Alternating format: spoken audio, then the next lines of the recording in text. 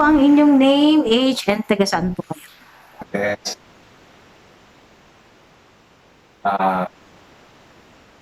Apat na po yung nagtang itinganak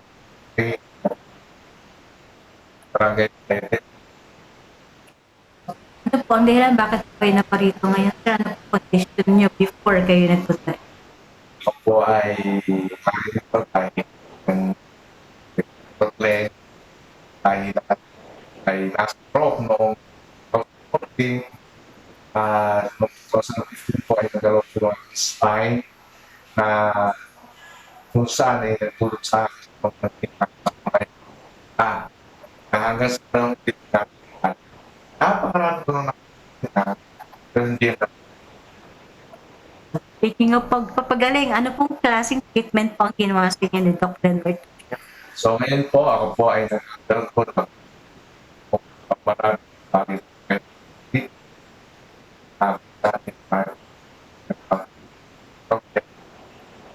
tapos po,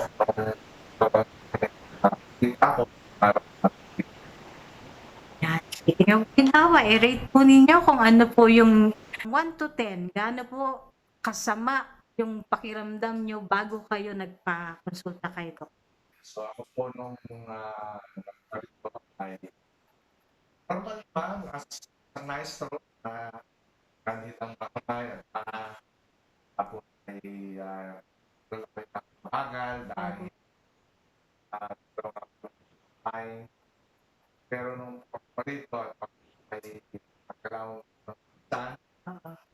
ay nakakita ko ng ginawa ng pustahan ngayon pero tuloy ko ganyan at paghinga ay aking lakas yan po eh ako na Wow! Thank you, Lord. Na-overwhelm ako. So from 1 to 10 po, gaano kalaki ang pagbabago po ng pakiramdam nyo? 10 yung pinaka hindi maganda at yung 1 yung talagang mag-aano. so nung pumunta ko dito na i-re-rate ko na ako nung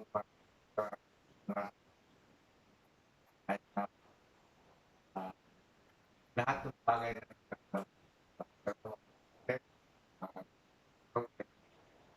nangangarap ng test hanggang Okay, so ano pong masasabi nyo ngayon, sir, sa inyong nakikita?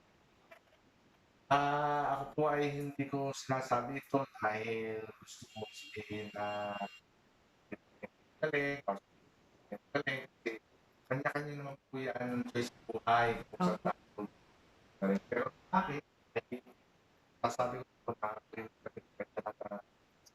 nakakatulong kung magkano pang kaya patulungan po.